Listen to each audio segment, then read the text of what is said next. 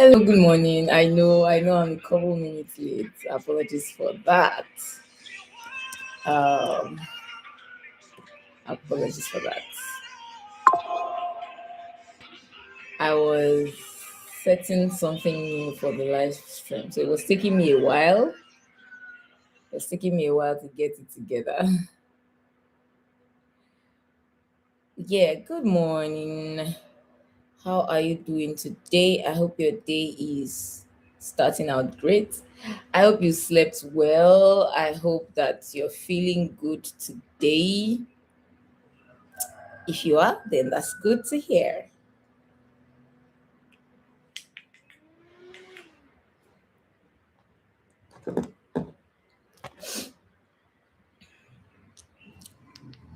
Um, okay. So welcome to today's live. It's Tuesday. It's 2 days to Christmas. My my entire mind is just this year has really ended.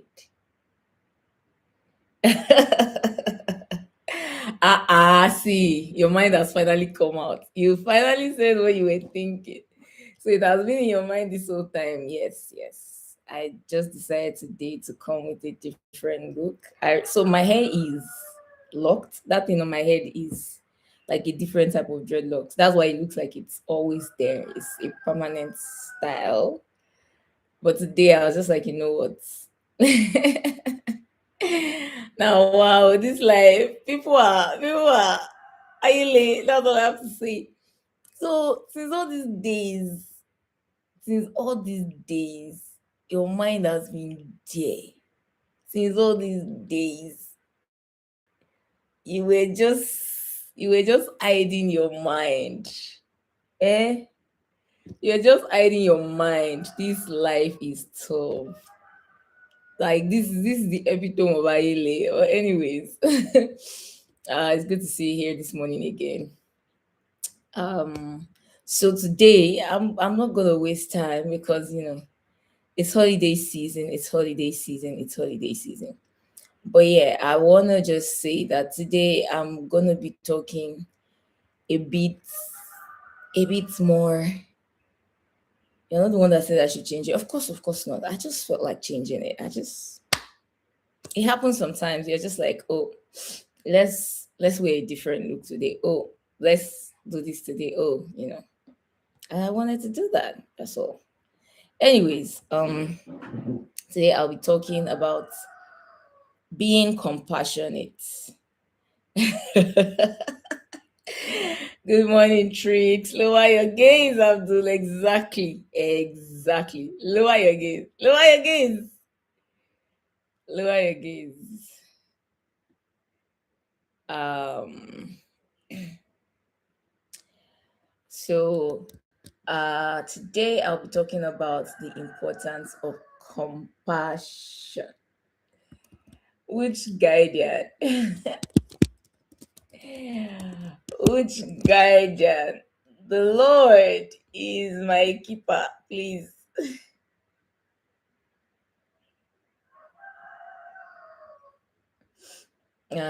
Anyways, so yeah, like my topic says, right? I'm talking about what's wrong with the chat? Okay, I'm talking about embracing compassion and avoiding detachment, and this is such an important topic, right, to broach because it's first of all the easiest thing. The Abdul, lower your gaze. Stop all these arguments. Anyways, coming back, Abdul, you started. Anyways, yeah, the easiest thing to do, right, is become detached. That's the reason. That's the reason I want to talk about this today. The easiest thing to do is become detached. Is to think this is not my business. Is to think, you know, it's to think this has nothing to do with me. Is to think I'm minding my business. I'm staying in my lane. All the things that these are all the things that we say. when we don't want to when we don't want to show care to other people, when we want to keep a safe distance, when we want to keep a careful space between us and an issue, we say see tricks, just leave Abdul alone because the guy's wala is too much. That's the summary of all I can say right now. You know. Yeah, so it's the easiest thing that we do. We go ahead and we say, this doesn't concern me. We say, I'm just minding my business. I'm just staying in my lane. We say all these things, and we know that it can concern us. And that's what I want to speak to today, right? And as much as I don't want to just focus on using only scripture reference, I like to bring it to practicality and everyday life. This one started from a scripture reference. Like this topic for me, this meditation for me started from a scripture reference. So, and it's the story of Jonah. I know that a lot of people know that story, but we know the more popular part. God sent him message. He went.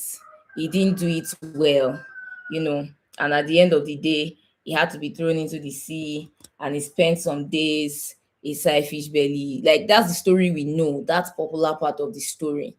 That's part of the story that talks about the dramatic things, right? But as you know here, I'm always more interested in the mundane. What happened after? And what happened after was very interesting to me. This guy, after he went, after he got to the place that they sent him, after he preached to the people, these people repented, right? They say, okay, we'll not do bad things again. And then when they repented, the scripture said that God had mercy on them, right? And he said that he will not kill them again. No more punishment. They are saved now. Mercy speak. In short, the scripture was like God had compassion on them. And Jonah pressed P. Jonah got angry and he was like, ow, right? And that's where, yes, that's Jonah. And that's where the interest there for me. He got angry and he was like, you cannot be merciful to these people. I knew you would do this. I knew that I was like, why is this angering you? Why is this annoying you? And it's like, because you cannot just be having mercy on them. They're sinners and all of that. And so in the middle of that, he was sitting, he needed somewhere to rest. A tree grew there. He was happy. He felt good. Then the tree died and he was upset. And God asked him again, this thing, why is it annoying you? Should you be angry? And I was like, yes. And God is like, so the people you want me to kill 120,000 people. You are not angry. You say they are sinners. But you, one person, because there is no shade, you are doing all this drama. And when I was reading it, I just meditated on it that day and I left it and it stayed with me. I meditated on it that period, that time. It stayed with me and it's been in my head, right? And that's what we do. When it comes to being compassionate versus being detached, our default headspace is detachment. We never think about the things that happen to other people in the sense of it happening to us. That's the biggest problem. That's the biggest problem of detachment. That's the worst thing. That's the worst part of this whole thing. So is that somebody could be in an accident, and for you, it's more about the fact that they've not come to work since all these days. Are they the first person that have had an accident? There needs to be a place of compassion. So in times like this, right? You know the drill now. You know the drill. If you know, you know. I have to read the dictionary meaning, because if I don't read dictionary meaning, it might seem like I'm just saying it. The meaning of compassion, according to Oxford Language Dictionary, is sympathetic pity and concern for the sufferings and misfortunes of others. So you have sympathy. Sympathy is another word, though, right? Is another word. Sympathy is another word by itself. That means feeling pity and sorrow for someone else's misfortune, right? Pity is another word. That means feeling sorrow and compassion caused by the suffering and misfortune of others. So when it comes to the idea of compassion, is that you are not just distant from it. You feel the sadness for the thing that happened to them. Now, because of the world we are in, right, it keeps coming back to the world that we have built and the system that we live in these days. We have a world where you can hear that somebody lost their child and you expect them to be at work next week because the office will give them maybe 4 days or 5 days or 1 week. We live in a world where you would see televised pictures and videos of people dying en masse. And so there's a place where it doesn't touch us anymore. We live in a world where you can hear that they are rioting in one part of the city or the country, and you can go ahead and move about your daily life in another part of the city or the country because it's not touching you. We live in a world where, as far as your children and your wife or your husband are inside the house with you, anything that is happening outside does not concern you. Your own will be Ejo Kosileo, stay inside, stay inside. And that's the end of it. That's the world we live in. We live in a world where some of us have exposed ourselves to so many violent related things. You've watched so much action and thrillers. Some people haven't watched horror. So the idea of someone's head being cut off means nothing to some people. Whereas if small knife just cut you here, just cut you here,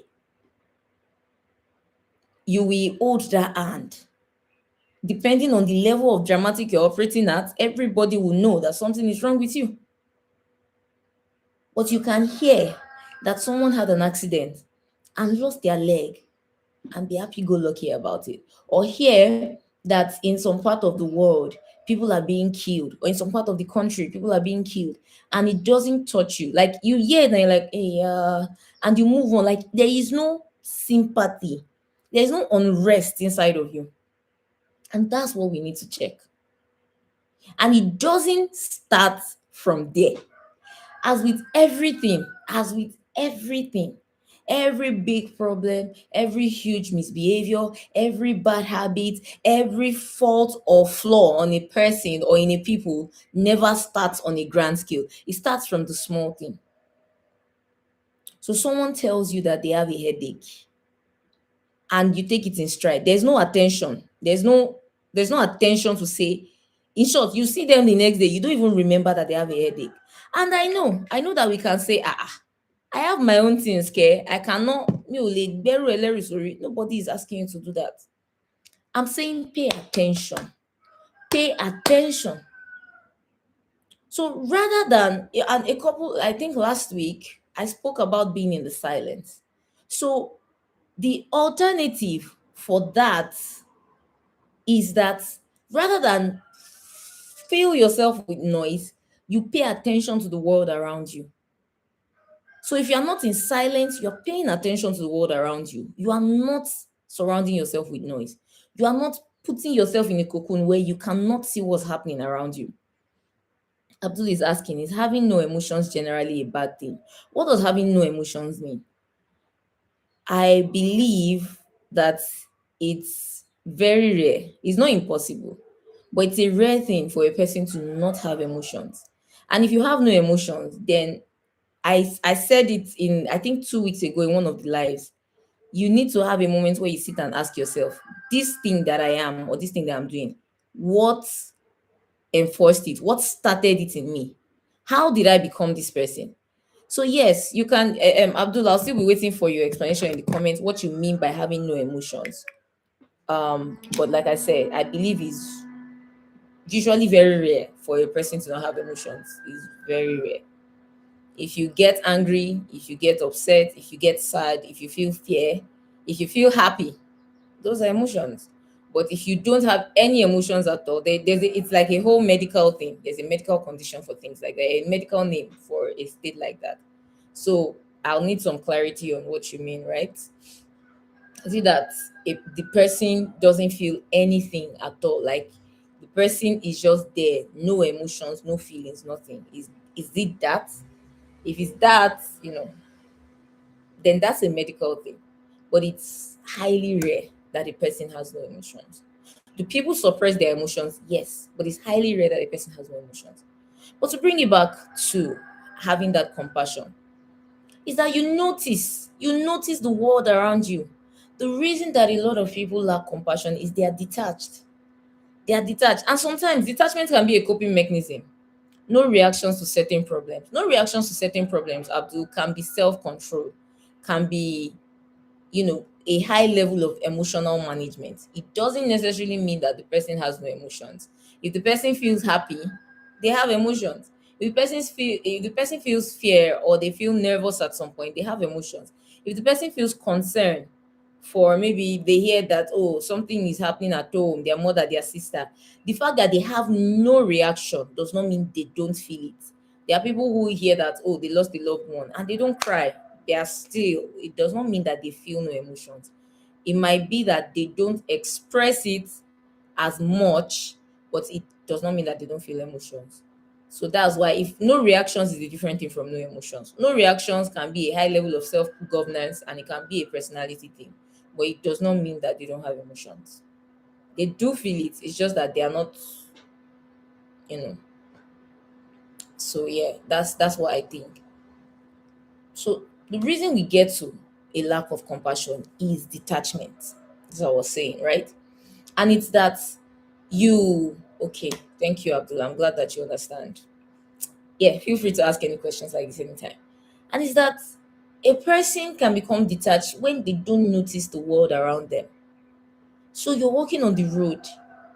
You don't have to be dramatic to see if you see someone struggling. And I know that Ayele, because I remember, I don't know, when I was in secondary school, I think, or university, I can't remember clearly now. There's some funny stories that if you see an old woman walking on the road and you help her, you return to yam, she will not carry you away.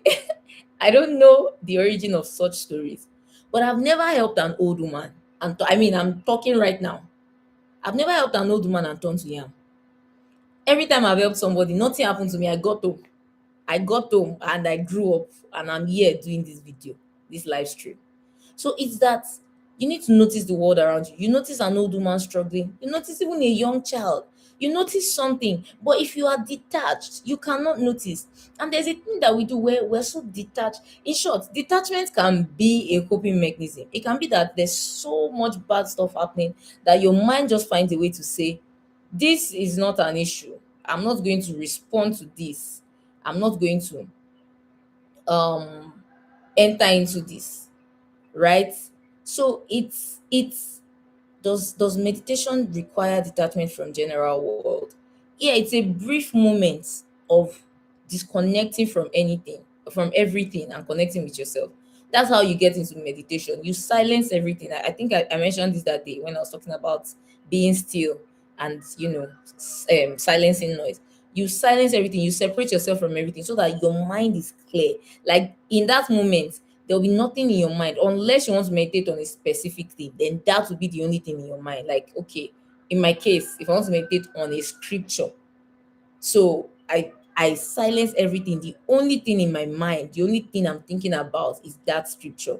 Or if I want to meditate on a story or something, on a concept, everything else I separate myself from it. So if you are if you are detaching yourself in place of meditation, that is allowed. But you are not constantly in a state of meditation, right? There is nobody that is constantly in a state of meditation.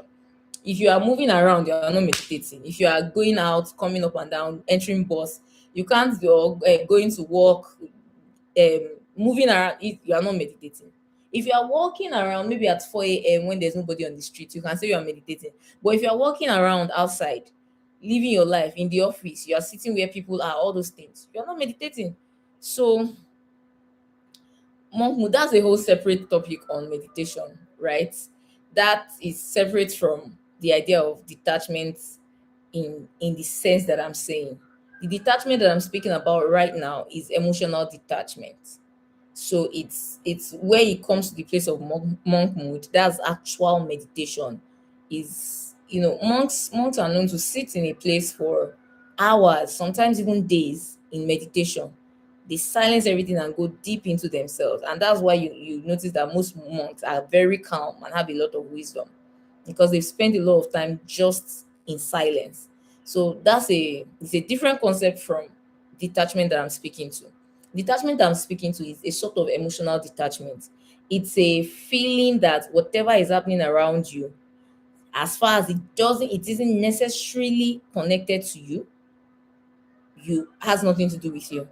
That's the kind of detachment I'm speaking to. It's the one where you hear, for instance, maybe I live here and then I hear that somebody down the street experienced a fire outbreak, and I I know them. I just don't go there. I don't talk about it. I don't check. I don't have to be friends to do that. Is that I see something, somebody has had an accident and they need help, or they need this amount of money, and then I feel nothing. That's the kind of detachment I'm talking about, where you feel nothing even when you hear about the what's it called, the misfortune of other people. When you hear about the bad things that have happened to other people, that's the kind of detachment I'm speaking to. Like the scripture I referenced, this guy was happy with 120,000 people dying. 120,000 people dying, human beings. And then when the tree that was covering him died, he started to complain. That's what I'm speaking to. There has to be a place where we are conscious of the world around us, where we are conscious. There's a concept called sonder, and it's the realization that every other person's life is as dramatic as your own. The way you wake up and you're like, oh, what will I do today? Oh, and there are times you feel like, I feel like I'm really special. I feel like I'm a different person. Or when you want to talk and you're like, the kind of person I am, I'm different from other people. Everybody feels that way. And so what that means is everybody in their own right is special. Everybody in their own right is separate from the crowd. And so if you feel that way about yourself, you must reckon that other people feel that way about themselves. And so there'll be a consciousness. This is another human being. That's what I mean. So to go back to where I started from, I said these things don't start from big things. It does not start from seeing someone die and getting detached. No, it starts from small thing. Yes, non-sympathy, being apathetic. It starts from the small things. That's what I mean, Abdul. It starts from the small things, the things where you see somebody fall down, right? And you don't do anything. You don't. It's not concerning you. Things where you or you know about someone's struggles, and there's something you can do about it. I say it's not my business. They did not call me. They did not call me there. It's not my business. When they say mind your business, it's not that you should ignore people in help. It's not that there should be no sense of community. I was talking to a friend one day. She had traveled. She lives outside the country, and so we're talking about the difference. And she's like, the thing that she misses the most about home is community. She has been living in her apartment for 2 years now, over 2 years now, almost 3 years. She doesn't know her next door neighbor. I spoke here, I think, I don't know, maybe 4 weeks ago, 3 weeks ago. I was talking about my neighbors and how I'm an introvert. I'm happy to stay inside this house and not come out for weeks. If there's nothing I'm looking for outside, even when I come out, maybe in the night when people will not see me, I will stroll, I will come back to my house. Or maybe if I'm doing a prayer walk, I'll go out in the morning. I'll come. But that you will just see me outside, it don't used to happen. My neighbors moved in and they're like, Auntie, kilo shele, come out. And they kept disturbing me until I became so used to them that now, when they are not around, me too, I'm like, where are you? Why are you not around? That's what I mean. Being conscious of the world around you, fostering that feeling of community, knowing that whatever happens to somebody that is bad is heavy, is big, and the weight is big for them in that moment. Understanding if there's something you can do to help, understanding that your help will be needed in that moment. That's what I mean. You cannot stay detached. And it starts from, like I keep saying, it starts from small things.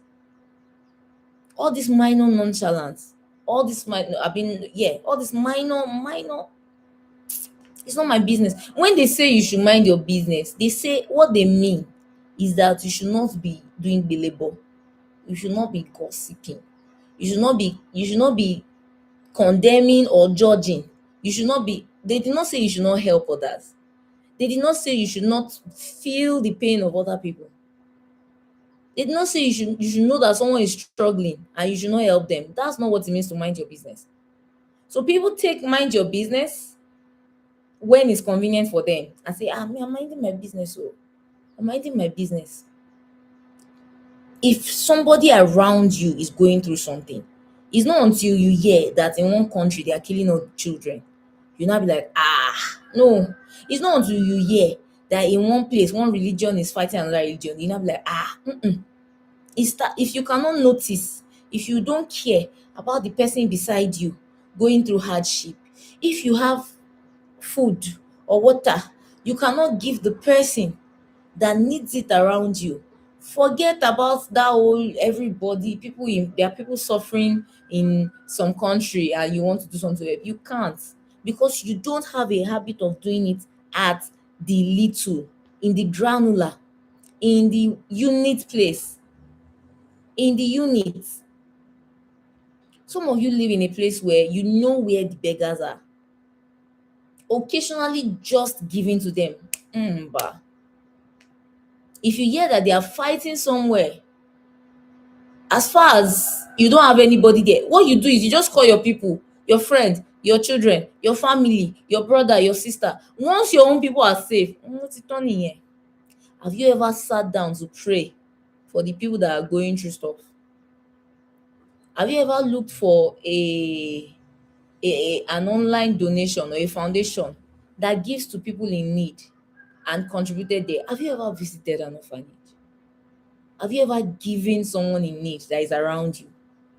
Compassion will start on the small scale. See, it's in the day to day. Everything that we are is a culmination of our day to day decisions and activities. If you are a warm person, you did not just become warm, you were not born warm. There are things you've done and there are things that have been done to you that have informed that personality. The same thing if you are detached and you don't care what's happening to other people, check it. There's a self review must always be ongoing. Why do I not care? You must constantly be aware of the way you see the world around you so that you can apply yourself where needed. I listened to a message one day, and a short message, and the lady said the most empty life, the most useless life is a life lived for oneself. Me, my comfort, my safety, my happiness, my joy, my peace. What about others? What about the people around you? You know there's somebody on your street, husband is dead, you know, job is not really good, maybe she runs a shop. You know that it's tight. This Christmas you bought bag of rice, or your food is sha assured this Christmas. What do you have that you can give her? And you don't even have to loud it. In the age where people who show kindness make a documentary out of it, you don't have to loud it. Go in there, good afternoon ma, I've been thinking about you, my mind say I should give you this. I just feel like giving you this. I just wanted to bless you with this. You know, some people will say, oh, that they don't want to, we grew up in a culture of fear. I've heard people say that, mi ò fẹ́, in Yoruba, mi ò fẹ́ gbé ara mi lé ayé lọ́wọ́. I'm like, what is that? Pray. Pray. If you are constantly in a place of prayer and spiritual aliveness, there is no attack that can come and attack you or your resources. Even if the attack come, if you are someone that prays, you will see it and you will pray. Don't give yourself excuses to become detached. That's what I'm trying to say. We do that a lot. We give ourselves excuses. We justify, like the story of Jonah. Jonah was like, these people are sinners. The fact that they have repented did not matter to him. These people are sinners. They are sinners. They are bad people. Kill them. So if you've heard, if you're listening to me, or if you watch this after the live stream, I know that more people prefer to watch after it has been uploaded, right? If you have ever heard people died somewhere, people are being killed somewhere, and there is nothing that happens to you, like you feel nothing, you need to check it. If you don't have anything to give, there are a lot of times I don't have anything to give. So I'm not saying this because I always go around giving people things. That's not why I'm saying this. If you don't have anything to give, have you ever sat down to really pray? Pray today, my assignment is this woman down the street that does not have food. This man that lives in my kidney that everybody knows that is always buying on credit, buying on credit, buying on credit. God help him. My assignment today is to remind you, God, that this man exists. Help him. You have to come to a place where you start to know, you start to feel, like you feel when things are happening to the people around you. Scripture tells us to rejoice with those who are rejoicing and mourn with those who are mourning. There's a reason for that. There's a reason there's that encouragement to be cognizant of the pains of the people around us. That's how community is forged. Yesterday, they were doing my environment. They're doing a walk together in love, and it was just people doing a rally, dancing round, because it's the end of the year. So dancing around, and I was watching them, and I felt so happy. I felt so blessed to be. I think I walked with them for like an hour because I just felt so happy and so blessed to be in that group. Every time I try to escape, someone will catch me and say, Kemi. So I'll come back and continue the walk. And I felt so happy. My spirit was so lifted in that group. That's what we are here for. We are here to be together. We are here to be together. And so you cannot conveniently detach yourself when something is happening to another person. And so it will start from the unit. If you are listening to this at any point, whether during the live stream or after, and you don't know who lives next door, that's your first task. I will occasionally give tasks during these things. Sorry. If you don't know your next door neighbor, start from there. Figure out who is living. If you live, I live upstairs. I know my downstairs neighbors. I also know my next. I also know my next door neighbor. If I didn't even want to know my next door neighbor's personality is such that he will come and find me. So engage. Be cognizant of the world around you. You see a kid every day is going to school early in the morning. His coat is dirty or torn. His uniform is dirty or torn. Alone uniform. Most uniforms are not that expensive. Why can't you notice that? What can you do to help that situation?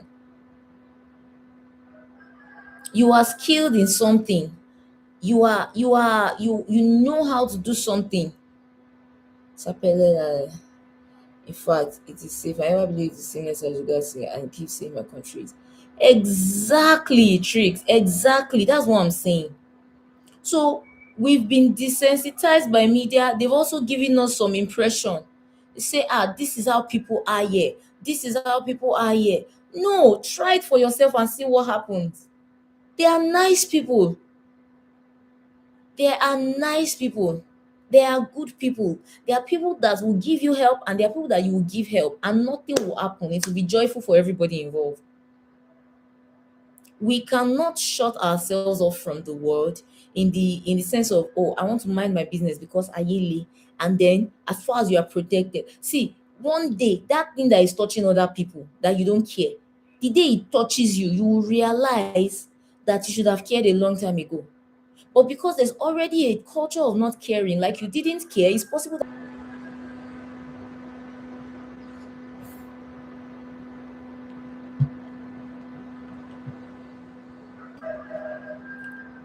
Can you see me? Okay, I think I'm back. I'm not sure. I think I'm back. Let me check. Oh Jesus. Oh, okay. That startled me. I'm so sorry, guys. I'm so sorry, guys. There was a slight um network issue. Please confirm you can see me and hear me. Okay, all right. Thank God, thank God. So yeah. I was saying, I know we hear a lot of things, right? We hear, and those things that we hear, or more, they desensitize us so much. They even fix our expectations. So you've heard, for instance, that if you are driving in the night and you help people, it can be robbers. Or if you are going somewhere and you work with people, it can be robbers. And because of that, you decide never to help someone again. Yes, they are bad people and there are bad things that happen. But I'm saying not everybody is bad. And not every situation is an opening for a bad thing. And this is why you must come to a place where it's God that is leading you in the first place. If it's God that is leading you in the first place, you will not carry the person that will rob you. So we need to come back to that place where we are cognizant of the things that are happening around us, of the world around us. Some of us, and because we are detached and lack compassion, what it results in is where we should enjoy that mercy and compassion, we don't get it. We don't get it because we've not built a culture of caring about others. So when it's time that we're in trouble, we don't know how to ask for help. And because we are used to keeping to ourselves, there's nothing in our behavior.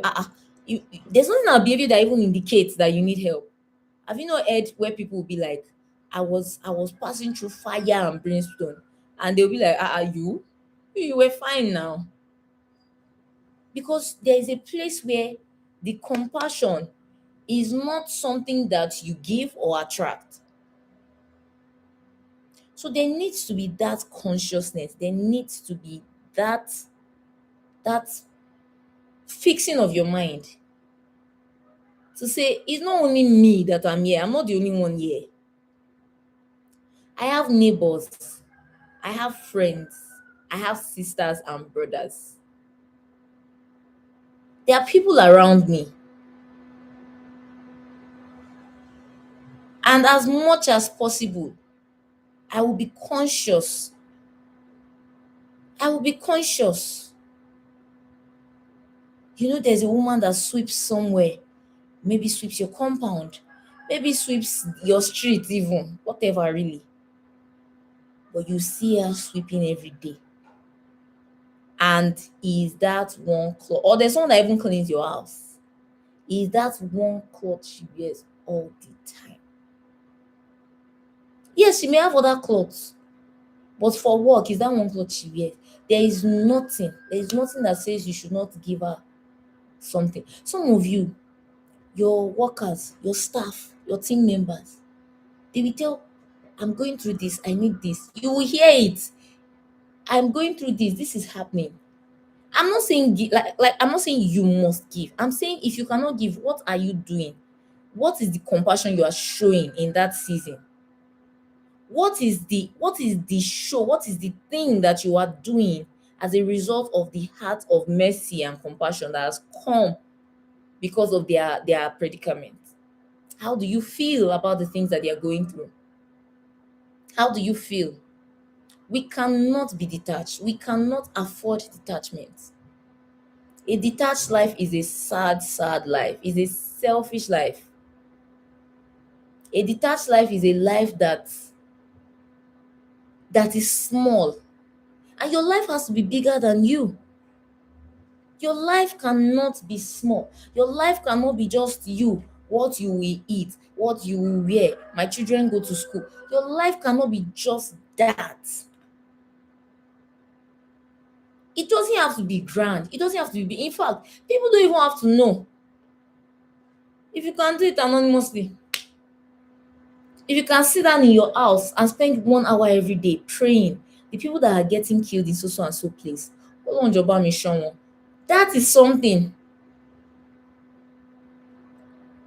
It doesn't have to be giants. It doesn't have to be. People don't even have to know. People don't have to know.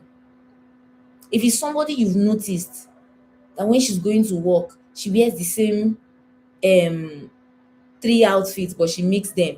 Be conscious, be conscious. The way to stop being detached is to be conscious. Open your eyes, look around you.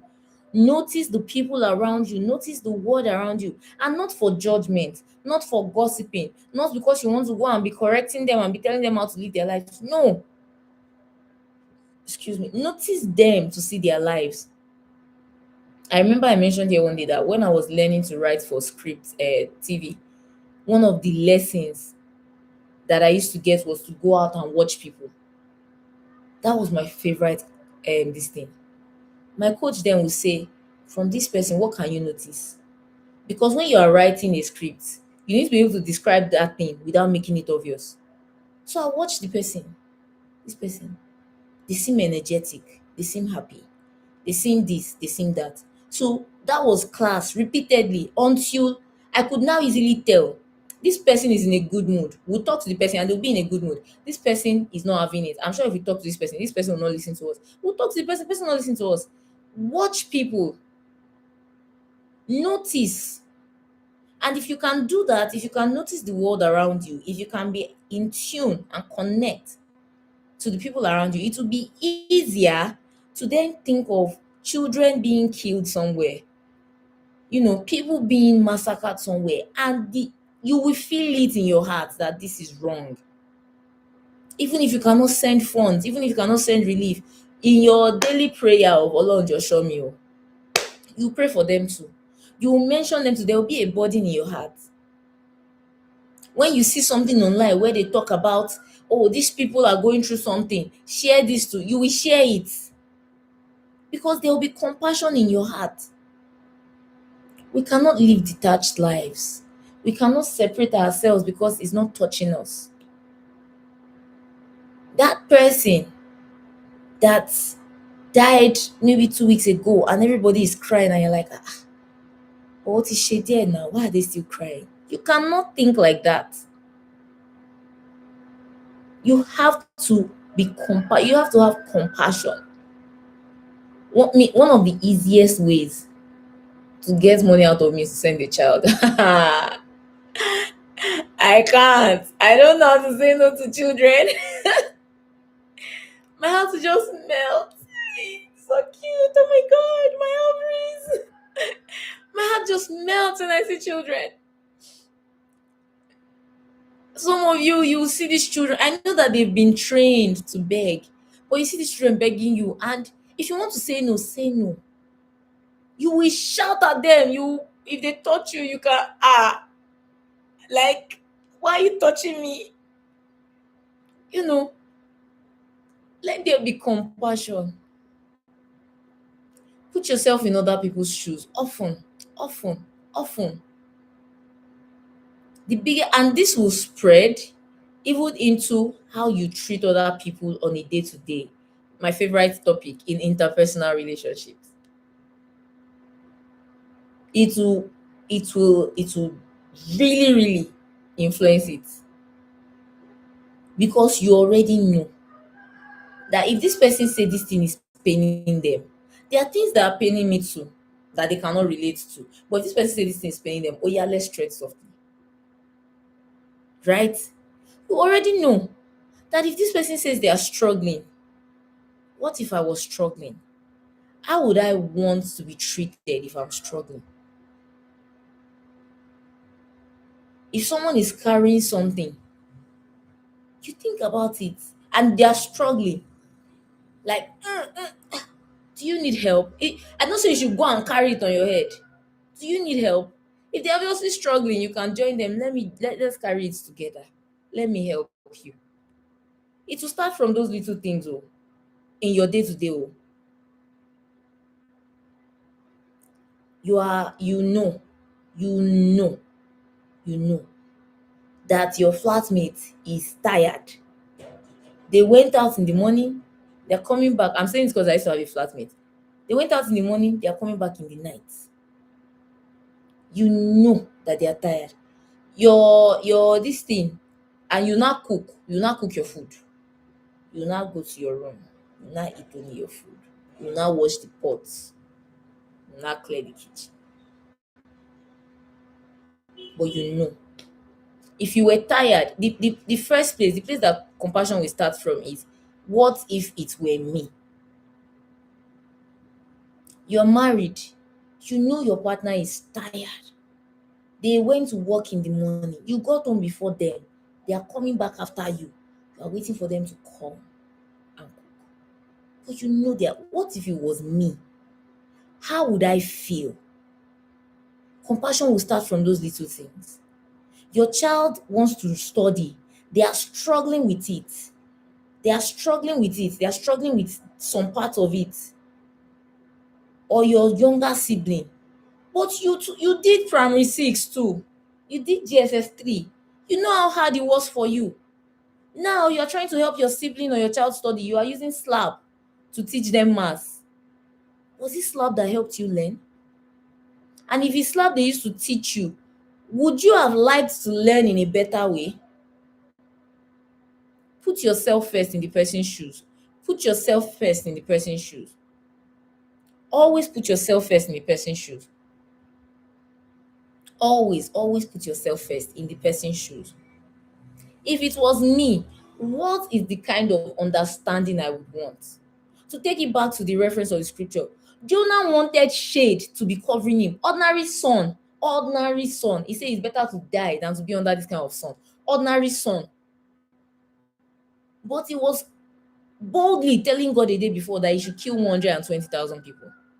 You see the disparity? It's because we don't put ourselves in other people's shoes. Put yourself in that person's shoes. Some of us, and it takes us to a place of judgment. It takes us to a place of judgment. Right? You say, you are doing this. And even for sensitive issues, you know, this girl, she knows that her brother is stealing and she did not say anything. You, if your brother was stealing, would it be easy for you to talk? Every time you can put someone's situation and say, what if it was me? It will first of all take away that your judgment. It will scatter that your judgment. Then when you move away from that place, you can now start to have compassion, whether it's a bad thing by your standards or a good thing, whether it's a serious thing or a small thing. You can now start to have compassion. You can start, and then if you can move with compassion, it will reduce judgment. It's why Jonah also judgmental, that they have to die, they are sinners, they have to die, they have to die. It's because there was no compassion. There was no compassion. In your family, no matter how bad somebody is, there's no point where you are thinking, oh God, I just want this person to die. You're not thinking that. You know they are bad. If your brother is a bad person, you know he's a bad person. You are not thinking that your brother should die. But you can sit down a full day and curse somebody and decide. So you have to not be detached. You have to be able to see people's experiences through a lens of compassion. And it will start from thinking, what if it was me? What if it was me? And there's a rule I know, right, in this my very, very short life, is that you can never say never. You can never say it will never be me. It can be you. Oh. It can be you. Let me just tell you now. It can be you, Maloro. And it's no matter that you're prayerful. It's no matter that you're diligent. It's no matter that you are righteous. You know how I know? Job in the Bible was all those things. It can be you. Since it can be you, somebody who was recorded to be so righteous that God was boasting about his righteousness. His children died, wife died, business crumbled, lost all his money, lived in sickness. So let there be less detachment and more consciousness. We have to live consciously. We have to live consciously. We cannot live a self-absorbed life, a life where everything that matters to you is you. Okay, come on, you cannot do that. Let there be a consciousness of the people around you. Let there be a consciousness that there's a world outside of you. Someone tells you, your colleague or your team member says their child is sick and they have to really rush to the hospital. And they're like, Taloma Shishay, who will now do your work? If you have a sick child, ask yourself, if my child was sick, what would I want? Jonah sinned against God and trusted God to forgive. Direct disobedience. Trusted God to have mercy on him, even asked for mercy, even pleaded. Then the people he went to preach to that they are sinners, it was like, I've preached to them, so kill them. Oh. They have 40 more days to live. Like you tell someone the day of their death, and you're like, kill them. That detachment is so, I've just seen the time. We're almost at the end of life. It's coming to the end. It's coming to the end. Um and so just to summarize everything I've said today, the first point is you cannot afford to be detached. Second point is you must be compassionate about the world around you. And the first place that compassion will start from is being conscious of the world in your immediate surroundings. Why? Because every big habit, every personality flaw, you know, every grand thing starts from a small thing. So it starts from the little, from the granular. Because do you know your friends? Do you know the people around you? And third, compassion must be in the day to day. In the day to day, right? It must be in the day to day. For every time you struggle with compassion, put yourself in the other person's shoes. Every time you struggle with compassion, put yourself in the other person's shoes. Put yourself in their shoes. If it was me, always ask that question. What if it was me? If you can always ask, it will be easier to feel compassion for the plight of other people. And five, never, never, never say never. That's five. That's the summary of all the things I've talked about today. Number five, never say never. Never say it cannot happen to me. Never say it can never be me. Never say because of this and this and this, I cannot go through this. Abdul, you missed some keynotes. Oh wow, okay. Yeah, you can watch the replay. You can nowadays I put it up immediately. Sorry about that. I put it up immediately. So yeah, you can watch the replay. That's okay. And yeah, those are the main points of today's life.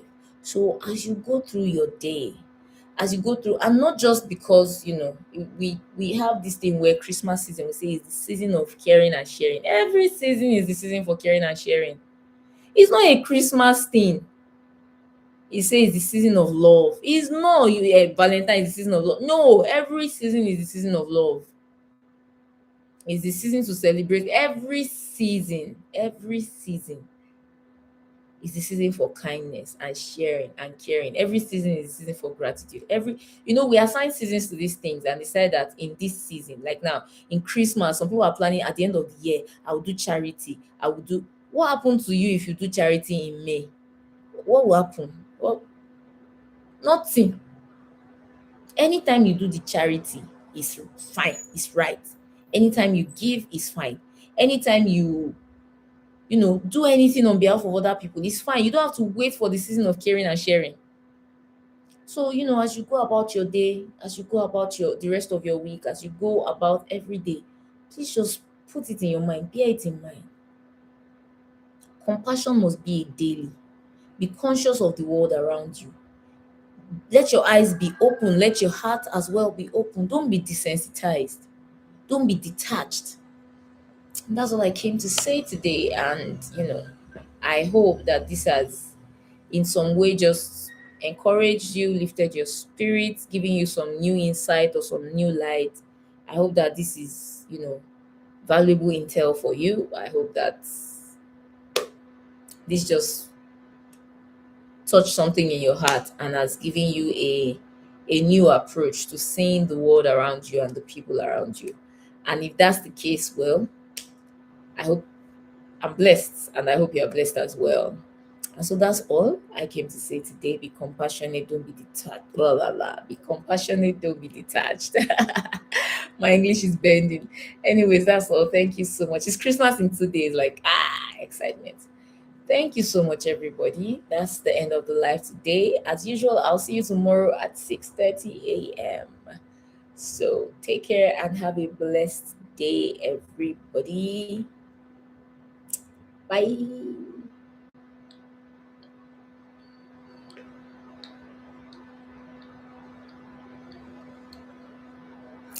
I'm gonna off my wig that Abdul is insulting. Eh?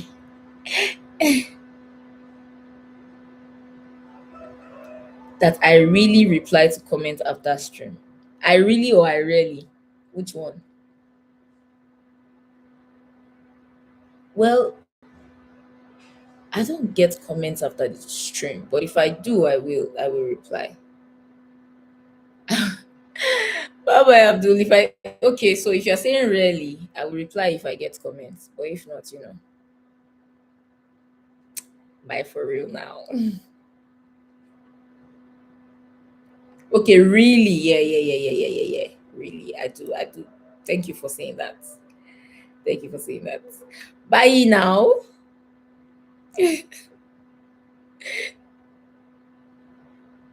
Okay, comment on videos. Okay.